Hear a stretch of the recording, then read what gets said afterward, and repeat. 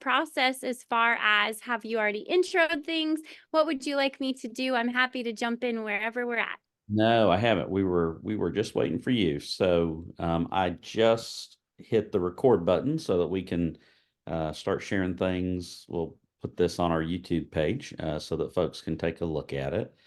Friends, Danielle Wright is the field director for Florida for CarePortal. You all have heard me talk about it as I've been traveling around the state, both before Easter and after Easter, meeting with our clergy and laity, kind of introducing it to a lot of folks. It was new to me as well. I kind of shared with you briefly that in some ways it's kind of like Uber for ministry. It's helping churches to bring community needs directly to their doorstep or their email inbox, and then being able to meet those folks and then not only fulfill the need, but to offer them Christ, which is an amazing thing to be able to do. So, let me pray for us, and then we'll turn things over to Danielle and let her share about CarePortal so you can get to know it a little bit more. All right. Okay, let's pray. Heavenly Father, we give you thanks.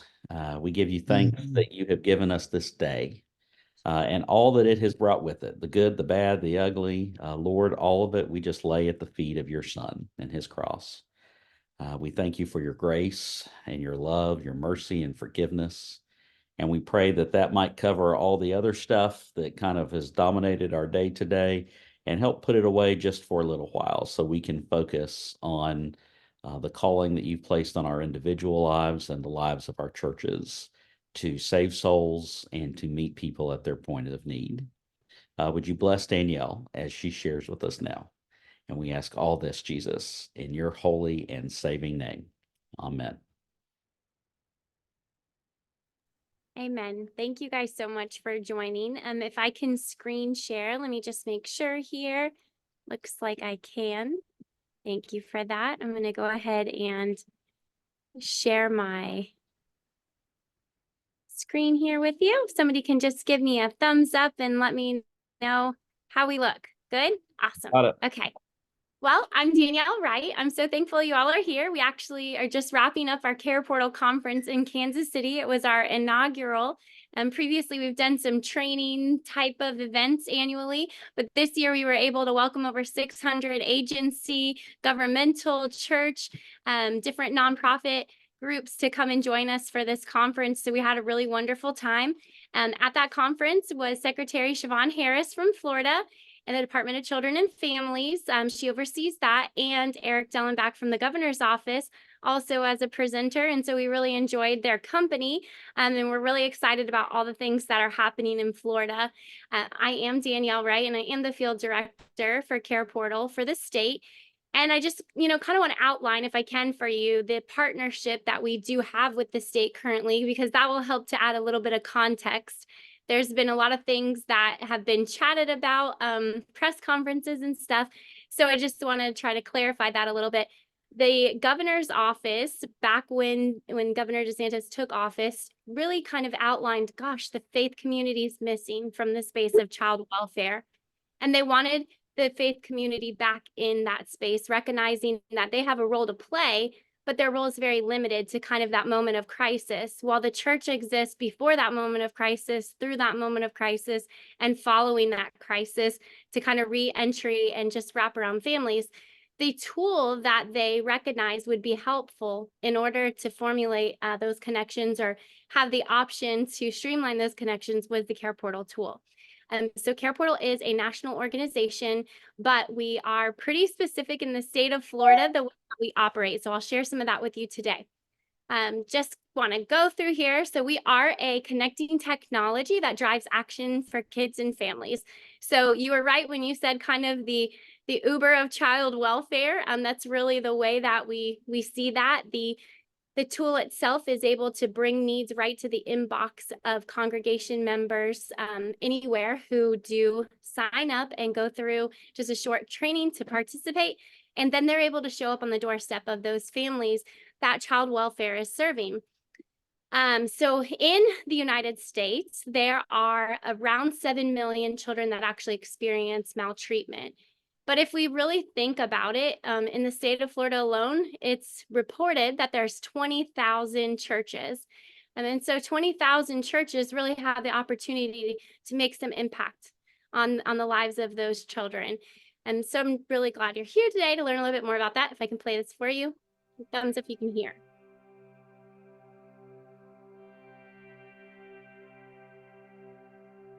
Every year, more than 4 million children teeter on the brink of entering foster care. And more than 400,000 are in foster care, most of them for preventable reasons. The foster care system impacts more than you can imagine. 50% of the homeless, 60% of girls and women rescued from sex trafficking raids, and 75% of those incarcerated spent time in foster care. The foster care system is ground zero, the place where our efforts will have the absolute greatest impact on our communities. And here is the good news. So many of you care about these issues. Churches and agencies and businesses, community leaders, all want to help. What we're missing is connection, the chance to collaborate and put our networks and resources together. CarePortal uses technology to make real-time care connections for kids and families in crisis.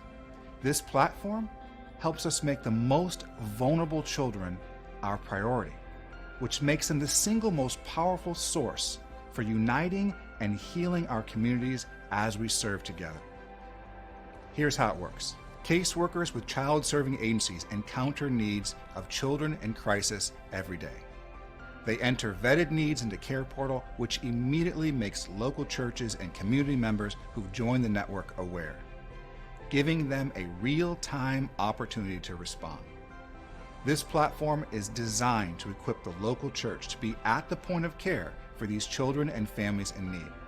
And it allows for the entire community to work together on any request. So whether it's one church that responds or a community of churches and businesses and individuals working together, CarePortal makes vital connections possible through an easy-to-use platform at your fingertips. So many of our children and families in child welfare are isolated. They don't have a support system. CarePortal can provide not only the physical needs for the children and family, but can also provide a support system and relationships. I look at the CarePortal as a platform for us to be able to do ministry across denomination lines, across racial lines, across social economic lines, and the mission field is in our backyard. Sometimes, connection means meeting one need at just the right moment. At other times, connection starts life-changing relationships. When you join CarePortal, you're saying yes to connections that change lives, transform communities, and can reverse the foster care crisis in our nation. That yes makes children the priority, because every child matters, and what you do matters. Children have the power to change us.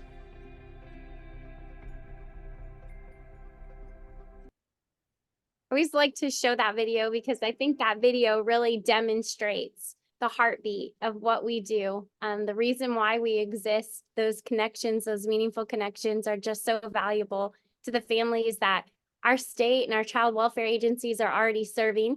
We'll talk about in the state of Florida, that even includes some of our vulnerable adult populations as a program that we're piloting. And so truly, CarePortal has the option or opportunity to become an outreach platform for your churches, where kind of everything is delivered at a one-stop shop. And then in the heartbeat of your church, whatever that looks like, whether that's veterans, whether that's elderly folks, or whether that's children, a collaborative of all those, you're able to see those needs and then show up at the doorstep, have the opportunity to meet with those families. So when we usually talk about how you all are currently serving and loving your vulnerable neighbors is kind of a question to chew on as we go through this. How would we typically recruit and equip members within your church to serve in this type of ministry? That's something that pastors are typically asking, like, if we step out and do this, what does that even look like? So we're able to share some of that today, as well as what that would look like, that equipping. And then how well do you generally understand the child welfare system? And I'll explain a little bit more about that today. And then, like I said, in the state of Florida, we have the option now to connect with the vulnerable adult populations as well. And so I'm not sure if you all already have a platform or some sort of way that you're doing this, but CarePortal will offer that opportunity to your congregations should you move forward with that. So really excited to share all those things with you. When we talk about the child welfare system in the state of Florida, just maybe like a show of hands really quickly or come off of mute. Are any of you guardian ad litems or have any involvement with the, okay, yes, Miss Cheryl. Okay, awesome. So you have a little bit of understanding already then about the child welfare system in Florida. For those of you that don't, I'll run through that really quickly just so you can kind of have that context. Typically, we have a report that comes into our state child abuse hotline. That hotline exists for anyone, teachers, Sunday school ministers, anybody that's in the community, you have a family, friends, just anything that you've got, think, gosh, that's something's not right there. I'm a little bit concerned. You're able to call that child abuse hotline in the state of Florida. And once that call is made, that report is either accepted by our department or maybe there's not enough information and they need some more in order for them to accept it. Their next step is that they go and they actually investigate what is going on with this child, with this family, maybe even this elderly person in the state of Florida, right? What's happening there? Is there a possibility to put some things in place that would prevent a removal of a child, that would preserve that family? Is it just a crib that mom needs and maybe some formula to get her through while her case manager helps her get connected to the WIC program? I mean, there's a lot of different scenarios that can be created, just, neglect from poverty. And sometimes we can solve some of that. And so there's opportunities within CarePortal where case managers do put in those types of requests, and we would be directly serving maybe a mama who's struggling or a dad trying to hold it together. When that's not a possibility and a child does need to be removed from their home for their own safety, the next step would be that they would really try to locate some sort of kinship placement. And that would be a grandma, a cousin, maybe a teacher, somebody that's known to that child in order to try to reduce the trauma that they experience from removal.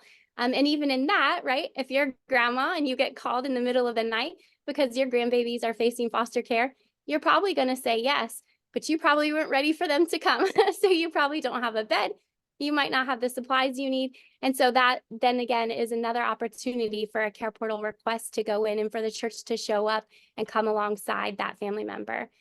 In those opportunities or options where that's just, that won't work out, we move into the space of foster care. And I like to think that foster parents are the best. I was a foster parent for 10 years, but I still know that that can be traumatic. It can be hard. It's hard on the kiddos. The foster families aren't always prepared for exactly the scenario that they're being asked to take in a child, maybe 2 children or 3 children, and maybe they were only licensed for 1.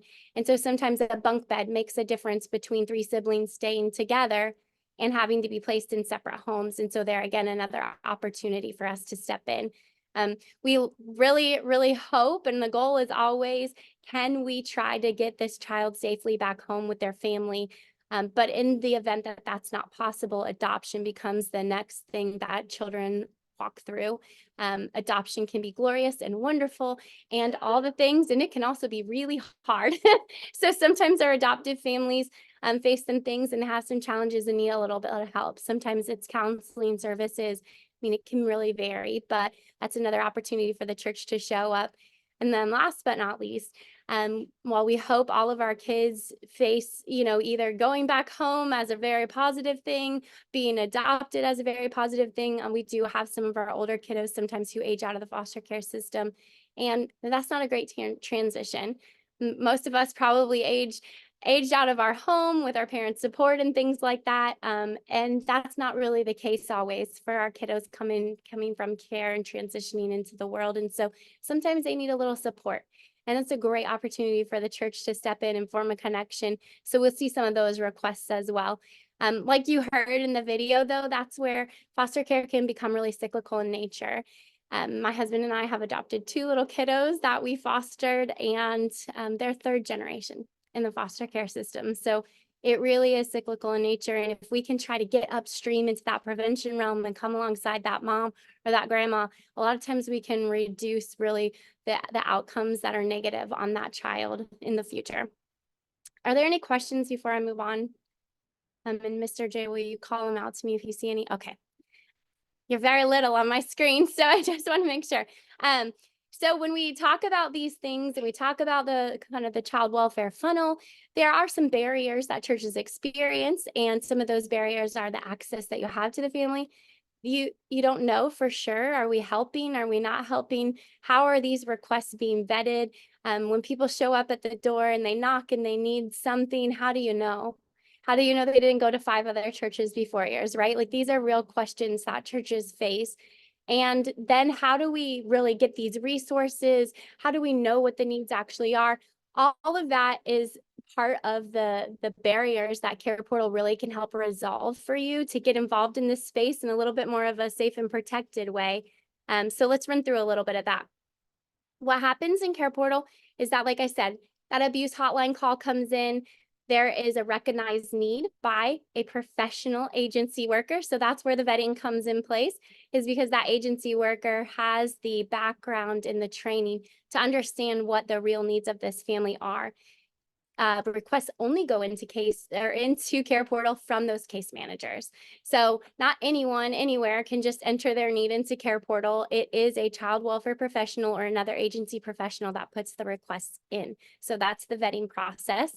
Once those needs are entered into CarePortal, in real time, they're shared out with local churches and community members who maybe want to participate. And once those community members and churches say, yes, I can help, they move on to really showing up at the doorstep with those items for that family. So if you're listening in there, that's that outreach opportunity, right? Maybe mom or grandma wasn't going to show up at the church on Sunday morning, but the church showed up to their doorstep and started to form a relationship. And maybe that crib that mom needs, while it's important, is really just the open door for a meaningful connection to start to form with mom. So that is the hope and the dream, that we are making those meaningful connections and we're getting that community support and wrap around for that mama that maybe is really struggling through some things. Those most commonly requested items in Florida typically look like beds or cribs. We've had mattresses, some clothing, groceries. I've even seen a request before for pest control services, and a pest control company was able to show up and serve and keep kiddos in a home. I mean, the needs really can vary, but our #1 requested item in Florida are beds. So that is some of what you will see in CarePortal.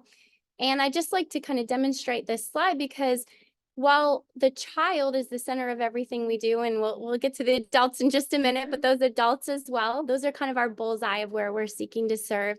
That child's typically wrapped around by a family, whatever that family looks like, whether that was mom, whether that was grandma, that adoptive family, foster family. And then the church has the opportunity to serve that child through that family. So in that, you can kind of see there's a little bit of a safety net built in there, a protection mechanism, because we're not having churches necessarily directly connecting with children without an adult present. There's the safety net of that child's family being involved. And the community can also be involved and serve, but you'll notice that they're kind of on the exterior there. They have to work through the church because, again, the church becomes that kind of natural vetting process, safety net, so that we know who is showing up at the door. We know that there's been some vetting on the church side of things before they're at the doorstep of that family as well. And then I typically just like to show here that this work also takes those requesting agencies, those case managers, guardian ad litems. Ms. Cheryl, we have guardian ad litems in my area putting in requests for the kiddos on their cases. And then we have what we call an implementing partner. And so that is somebody that's very local, and they are the face, the name, the coach, the trainer of CarePortal for every local community. So each one of our communities in the state of Florida has a local person involved. It's not just somebody from over here in Kansas City. We're kind of launching this thing. The person that's local is deeply connected into their community and really helps to get the churches and those businesses and those case managers all connected so that we're all caring together. All righty. So one of the goals, just so that you know, is that that local individual that I mentioned helps to maintain a really balanced CarePortal network. So our hope is that what churches experience is the opportunity for meaningful connections, but not overwhelming meaningful connection possibilities. We want there to be a flow of requests that allows you to be engaged and involved, but not to overwhelm. And on the flip side of that, we really want our agency workers to be able to trust that when they put in requests, that their requests are going to be responded to, and that churches do want to serve their families and that they're serving along with them. And so part of that role of that local person is just to keep that balance. This is from last week. So as of last week, we've served over 262,000 children and over $95 million of economic impact nationally. But let's jump into Florida a little deeper. So we crossed over in the last week 19,000 children, actually. So it just exponentially grows week by week. We've served over 19,000 children in the state of Florida, and the economic impact as of this week was over $8.5 million. And so the significant thing in that is that's $8.5 million of economic lift off of our child welfare system, which really means off of taxpayer dollars, which is a big benefit add on the governmental side of things, that the church is showing up, not just serving, but also helping to provide some support to a really overwhelmed system. But if you can just notice at the bottom, that's with 658 response teams.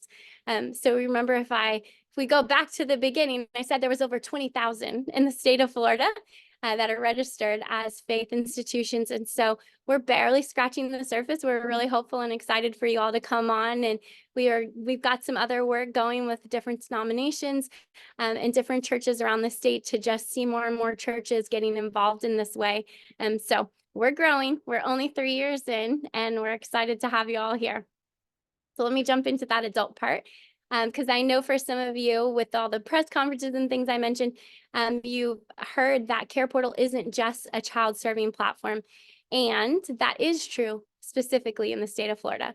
Specifically in the state of Florida, part of our partnership with the state of Florida and the Hope Florida program is that we will serve Department of Veteran Affairs requests, Department of Elder Affairs requests, and the Department of Persons with Disabilities requests. So not only will churches have the option to see child-centered needs through child welfare or crisis pregnancy centers, they'll also have those additional options. And so again, if that's the heartbeat of your church, you'll be able to see those needs. And I know I served on one a few weeks ago for a veteran in St. Pete, and he had moved. He was disabled. He wasn't able to take his bed because of his disability. And so at his new apartment, he was sleeping on the hardwood floor. That's what the request said. And that was the reality. He was on the hardwood floor. But we were able to get him a bed and new blankets and new decorations. And so it was really a blessing to kind of expand even what I've seen with child welfare and child-centered needs over into the adult-centered, and see what a blessing that could be. So I know there are a lot of churches and people who have that same heartbeat, and we're kind of excited to see how that pilot turns out in the state of Florida. I won't go through all these statistics for you because I know we're a few minutes late, but I just wanted to point these out, and I can send this as a follow-up, that we have a pretty high percentage, 21% of Florida's adult population is actually 65 and older. So we do have a pretty large elderly population in the state of Florida. I know it's probably not news to anyone, but we still, in the state of Florida, also have a pretty high veteran population as well. And 26% of that Florida adult veteran population actually does have a disability connected to their service. And so there's a lot of opportunity in that, a lot of isolation, a lot of loneliness, and having the church get that opportunity to show up for them is a pretty big deal. So last but not least, 1 in 3 adults in the state of Florida are listed to have a disability. And so we do see that there's a lot of opportunity in that adult-centered population to serve. So I just wanted to show you this here. This is our church launch plan. So when you're like, great, we're on board, what do we do next? Well, here is what you do next. We really would love for you to just recognize the need. recognize the opportunity that exists in the state of Florida. It is pretty unique in the state of Florida that we have such a strong partnership going, and we really have a wide open opportunity to get involved in this space right now. So we're running hard. And then after you do recognize that need, which hopefully you have today, then you're able to enroll your local congregations. Those local congregations just would enroll. And when they do that, they would kind of identify who could be a primary point person for this in our church.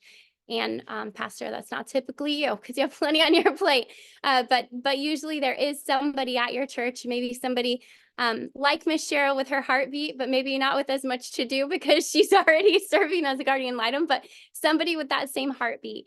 And to be able to just kind of keep an eye on things, keep an eye on that team, get trained on CarePortal, and then we would just add a few response team members up to however many you want, get them trained, and then go ahead and start that culture of just responding to requests. And the CarePortal team, that local team I mentioned, they actually walk this journey with you. So if along the way there's tips or questions or coaching or guidance that we can help to provide alongside the training that we do provide, we really love to just walk that journey with you because we know this is something very brand new for everybody. So that's what the church launch plan is. Those are the next steps.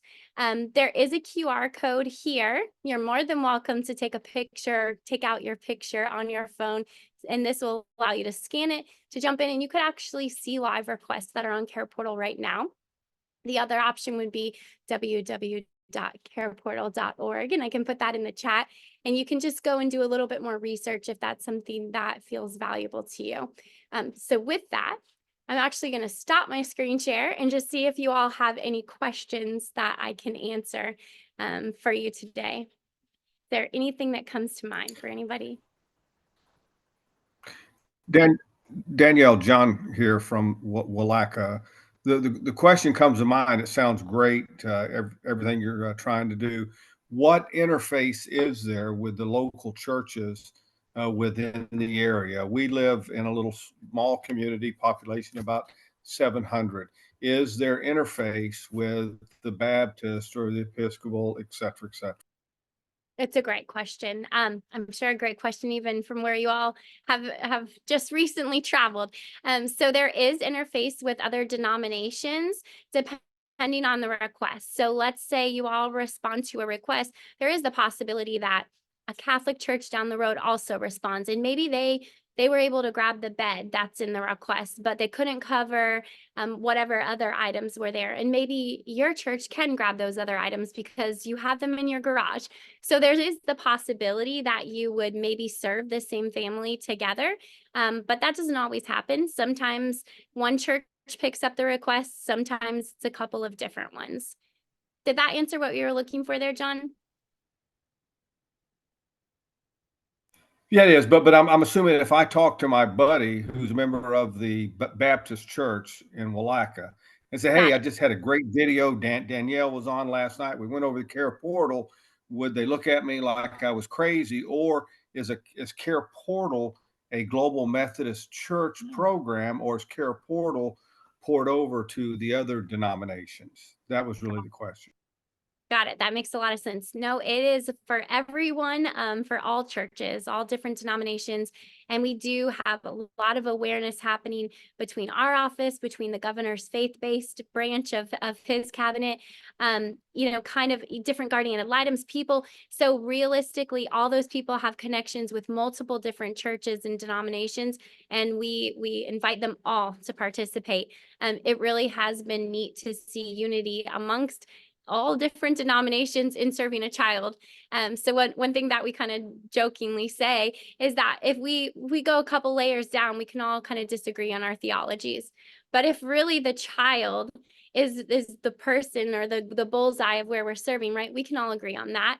And so all of us have the opportunity to participate together with the different denominations and just go after really trying to help families and children. That's great. Thank you very much. Yes. Miss Cheryl? Cheryl. Hi, I was curious. I was looking at some of the information online, and my name is Cheryl. I'm with Crossroads UMC, Crossroad Church, and in Jacksonville. Okay. And but I didn't see any. I saw some places that are like out in Tallahassee, where I guess it's Connect Centers or whatever. Where are these places located where people can go through or can contact? How does that work? Because I'm like, are we going to get any referrals in Jacksonville from Jacksonville residents? How would you connect to Jacksonville residents? That's my question. That's a great question. So if you remember that picture I showed you where each community is comprised of several different stakeholders. So in every community, it's a little bit diversified and individualistic to that community. And so in the Jacksonville area, I know for sure I can kind of give you some context. The CBC, which would be FSSNF, that's the local child serving agency. They put requests into CarePortal. We also Okay. have a crisis pregnancy center in that area that puts in requests. The Hope Florida program, and you all can go to Hope Florida and look that up. That is the program that's kind of the statewide umbrella for needs for families, for needs for veterans, for needs for, and they have statewide access to put requests in as well. So sometimes they'll send them into Jacksonville, sometimes Wakulla, sometimes Bay County. It just really depends where that family is at. And the request that goes in is georadius technology located. So if the family is in Jacksonville, those churches that are local, close by to that family, are going to be the churches that get alerted so that they're able to really serve in close proximity. Okay. Thank you. You're welcome. Do Other we have any questions, friends?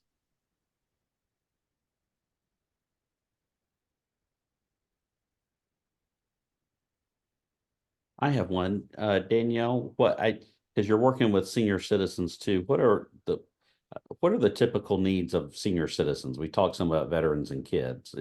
Would it be something like a ride to a doctor's appointment, or would it be more like a physical need of help with prescriptions, or what might it be? Yeah, that's a great question. So we've seen a couple of things. We've actually seen a couple of beds. We've had, I think, 2 beds now that actually provided that lift aspect to kind of help them with that assistive lift bed.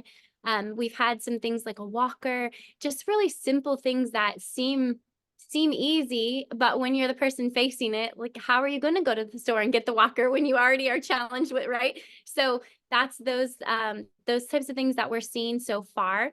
Even we've had a couple for like some Depends and that type of products as well, because those get pretty pricey for those on limited incomes. And so we see some of those as well thus far. But again, this is brand new and a pilot. So I'm imagining that down the road, we definitely could see things like, hey, a ride that's birthed out of that meaningful connection, or maybe help with prescriptions or, just various opportunities. Think of somebody who's homebound or kind of that shut-in type of ministry. That's pretty consistent with what we'd see in CarePortal. Very good. Thank you. You're welcome.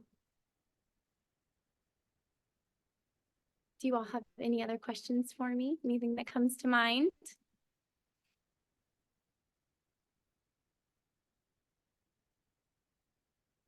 No? Sounds Okay. like we're good. Okay. I sincerely appreciate you all. And again, thank you for bearing with me through my time zone differential there. I will have learned a good lesson for next time. No, not at all. And friends, as tonight, as soon as it processes, we'll get this uploaded to our conference YouTube channel. If you go to YouTube, just search for Florida Conference of the GMC, and then you'll see all of our videos. We have lots of videos and webinars and all sorts of things there that you can go see as well. I'm sure we'll send an e-blast out with the link to it as well, and also put it on our Facebook page. But remember, our cabinet has challenged every church in the Florida Conference of the GMC to sign up for CarePortal and start using it across the state to meet people at their point of need and then offer them Jesus. So we're excited about the opportunity. Love that. Thank you all so much. If I can answer any more questions that come to mind afterwards, or any personalized coaching for your specific congregation, please feel free to reach out. I'd love to serve however fits best. But before we go, on that, Danielle, so if let's say a church said, hey, I've got a team, could you meet with my team for half an hour just to teach us some of it. Are you able to do that? Absolutely. I'd love to do that actually. Perfect. So there you go, friends. That's available too. And once you get your teams together. All right. Thank you for spending some of your evening with us. God bless you. And we look forward to seeing you again soon. All right. Awesome. Thank you, Sounds good. Danielle. Thank you all. Bye. See ya.